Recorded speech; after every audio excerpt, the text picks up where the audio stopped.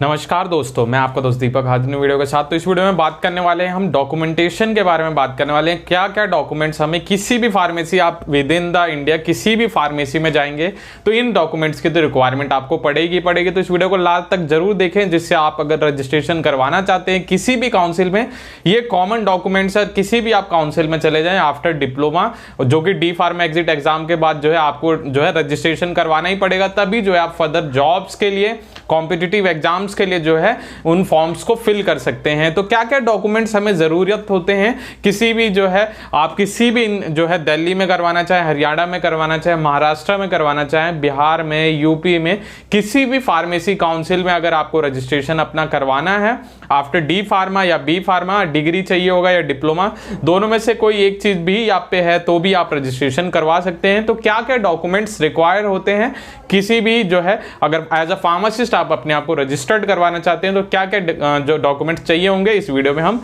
हर एक डॉक्यूमेंट के बारे में जो है डिस्कस करने वाले हैं। तो वीडियो को लास्ट तक जरूर देखें। अगर आप इस वीडियो को लास्ट तक देख लेते हैं तो आपको कोई भी जो है हर्डल्स नहीं आएंगे, आप इजीली जो है उन डॉक्यूमेंट्स को प्रिपेयर भी कर सकते हैं और जल्दी आपके डी फार्मा एग्जिट एग्जाम्स भी हो जाएंगे, रिजल्ट्स भी आ जाएगा। तो उससे पहले आप जो है ये सारे डॉक्यूमेंट्स जो है तैयार रख सकते हैं और इस वीडियो को बुकमार्क भी कर सकते हैं, जिससे आप फर्दर जो है इसको फिर से रिवाइजली देख पाएंगे और उन डॉक्यूमेंट्स को एक फाइल में जो है आप तैयार कर लेंगे तो जो है रजिस्ट्रेशन करवाना काफ़ी ईजी होगा।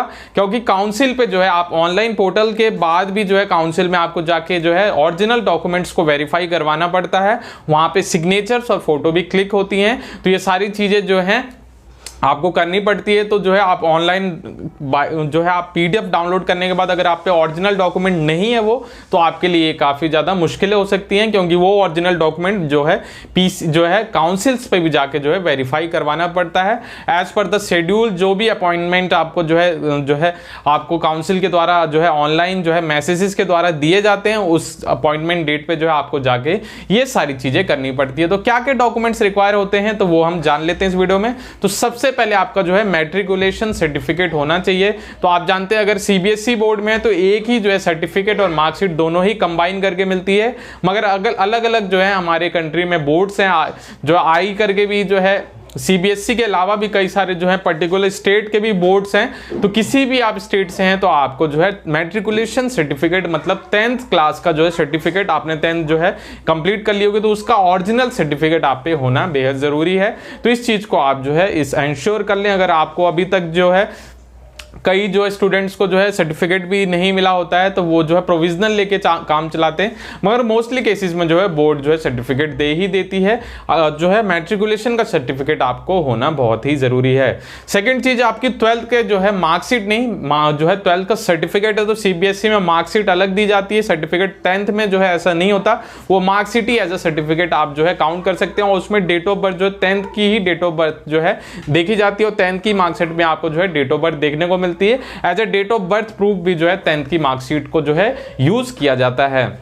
तो 12th का भी जो है आपको सर्टिफिकेट, 12th आपने कंप्लीट कर लिया तो 12th का भी सर्टिफिकेट होना ही चाहिए और उसकी ओरिजिनल कॉपी भी आप पे होनी चाहिए। तो आप चाहें तो डिजी लॉकर से भी जो है आप डिजी लॉकर पे भी अपने जो है डॉक्यूमेंट्स रख सकते हैं, प्लस ओरिजिनल डॉक्यूमेंट्स तो आपके साथ होने ही चाहिए। ओरिजिनल डॉक्यूमेंट को आपको जो है हमेशा कैरी करके नहीं रखना चाहिए। अगर आप कोई भी जो है आप कहीं जा रहे हैं तो आपको अगर सर्टिफिकेट दिखाना है तो डिजी लॉकर के भी जो है सर्टिफिकेट्स वेरीफाइबल होते हैं, मगर काउंसिल में जो है ओरिजिनल डॉक्यूमेंट आपको दिखाना बेहद जरूरी है। तो 10th क्लास का सर्टिफिकेट आप पे होना चाहिए, 12th क्लास का सर्टिफिकेट होना चाहिए। उसके बाद जो है आप डिप्लोमा करते हैं तो डिप्लोमा आप पे होना चाहिए। तो जो है इनिशियली जो है डिप्लोमा नहीं मिल पाता है, फाइनल के बाद वो प्रोविजनल आपको दिया जाता है। और जो है अगर आप रिन्यू में जाएंगे, क्योंकि फ्रेश कंडीशन में तो जो है प्रोविजनल जो है काम कर जाता है, तो फर्स्ट ईयर की जो है आप पे मार्कशीट होनी चाहिए ओरिजिनल, सेकंड ईयर की मार्कशीट होनी चाहिए। तो अलग अलग टेक्निकल बोर्ड से जो है मार्कशीट प्रोवाइड की जाती हैं, अलग अलग स्टेट, अलग अलग यूनिवर्सिटीज़ जो हैं एफिलिएटेड होती हैं। तो वो जो भी आप यूनिवर्सिटीज़ से, वहाँ से आपको फर्स्ट ईयर का भी जो है मार्कशीट मिलता है, सेकेंड ईयर का भी मार्कशीट मिलता है ओरिजिनल। उसके साथ जो है आप फाइनल कंप्लीट करते हैं तो प्रोविजनल भी जो है आपको दिया जाता है। उसके बाद जो है अगर आप जो है है टेक्निकल यूनिवर्सिटी पे जाके, या जो है टेक्निकल बोर्ड है, तो वहां से आप जो है फाइनल जो है डिप्लोमा जो है उसके लिए भी जो है अप्लाई कर सकते हैं और वो भी मिल जाता है। तो प्रोविजनल फ्रेश कैंडिडेट्स के लिए तो जो है एप्लीकेबल होता है, क्योंकि उनको जल्दी जो है वो डिप्लोमा सर्टिफिकेट नहीं मिलते, काफी टाइम लगता है। अगर आपको मिल चुके हैं तो वेल एंड गुड है, अगर नहीं मिला तो प्रोविजनल भी फ्रेश स्टूडेंट के लिए काम करता है। और रिन्यू की कंडीशन में आपको डिप्लोमा का सर्टिफिकेट दिलाना पड़ेगा, क्योंकि रिन्यू के बीच में भी 4 से 5 साल का टाइम होता है। इस बीच में तो आप जो है डिप्लोमा सर्टिफिकेट्स जो है या डिग्री जो है आप अपनी ले सकते हैं। तो जो है डिप्लोमा का फर्स्ट ईयर सेकंड ईयर की मार्कशीट ओरिजिनल होनी चाहिए, प्लस प्रोविजनल आप पे होना चाहिए। अगर आपने जो है कंप्लीट की है डिग्री तो आप पे डिग्री की जो है मार्कशीट होनी चाहिए, या जो है सर्टिफिकेट है वो भी आप पे होना चाहिए, ओरिजिनल होना चाहिए। ये जो है डॉक्यूमेंट जो है आप अगर आप रजिस्ट्रेशन करवा रहे होते हैं वहां पे आपको जरूरत पड़ती है। चौथी चीज बात करें, जो है आप किसी भी जो है डिप्लोमा कर लें या डिग्री कर लें, आपको ट्रेनिंग करनी मैंडेटरी होती है। जहां से भी आप 500 आवर्स की ट्रेनिंग कंप्लीट करते हैं, 3 मंथ की ट्रेनिंग आपको डिप्लोमा के बाद करनी पड़ती है, बी फार्मा के बाद भी करनी पड़ती है। तो ये ट्रेनिंग जो है आपको जो है प्रीफर करना चाहिए गवर्नमेंट हॉस्पिटल से करें, और वहां से जो है आपको ट्रेनिंग सर्टिफिकेट भी मिलता है, तो ये भी आपके पास होना चाहिए। तो 10th का सर्टिफिकेट हो गया, 12th की जो है सर्टिफिकेट हो गया, फर्स्ट ईयर और सेकंड ईयर डिप्लोमा का सर्टिफिकेट हो गया, जो है मार्कशीट हो गई, प्रोविजनल हो गया, और इसके बाद जो है ट्रेनिंग जो है सर्टिफिकेट भी आप पे होना चाहिए। वो जो है ओरिजिनल कॉपी आप जो है हमेशा के लिए रखें, उसको आप चाहें तो लैमिनेशन भी करवा सकते हैं, वो बहुत ही इंपॉर्टेंट होता है।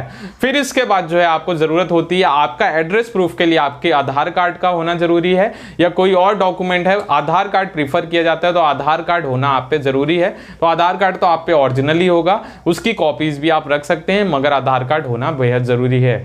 फिर इसके बाद जो है आपको रिक्वायर होती है आपकी फोटोग्राफ्स होनी चाहिए, वो आप जो है वो तो आप पे कोई इतनी समस्या नहीं है, उस चीज को आप जो है अरेंज कर ही सकते हैं। तो हमारे जो इंपॉर्टेंट चीजें हैं वो 10th का, 12th का, first year second year provisional training letter या ट्रेनिंग सर्टिफिकेट है, ये हमारे पास होना बेहद जरूरी है। अगर आप पे ये सारी ओरिजिनल्स पड़ी हुई हैं तो आप जो है इसके माध्यम से जो है आप तो जो है डी फार्मा एग्जिट एग्जाम भी होगा, उसके बाद जो है डी फार्मा एग्जिट एग्जाम की जो मार्कशीट होगी क्वालिफाई करने के बाद वो भी आप पे होनी चाहिए। उसके बाद ये सारी जो चीजें हैं आप ऑनलाइन पोर्टल आपके स्टेट में अवेलेबल है, तो वहां पे अप्लाई कर सकते हैं।